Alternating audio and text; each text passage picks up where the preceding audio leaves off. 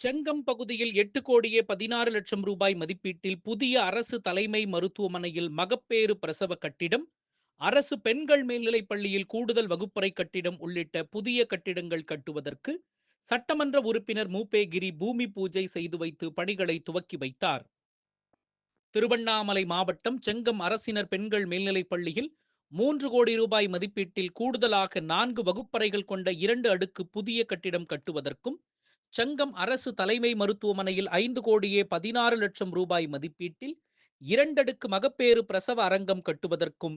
செங்கம் சட்டமன்ற உறுப்பினர் மாண்புமிகு திரு மூபே கிரி பூமி பூஜை செய்து வைத்து பொதுமக்களுக்கு இனிப்புகள் வழங்கி பணிகளை துவக்கி வைத்தார். இவ்விரு நிகழ்ச்சிகளிலும் பேரூராட்சி மன்ற தலைவர் சாதிக் பாஷா மற்றும் அரசு பெண்கள் மேல்நிலைப் பள்ளி தலைமை ஆசிரியர், மருத்துவர்கள், அரசு மருத்துவமனை ஊழியர்கள், ஒப்பந்ததாரர்கள் மற்றும் கழக தொண்டர்கள், பொதுமக்கள் பலர் கலந்து கொண்டனர்.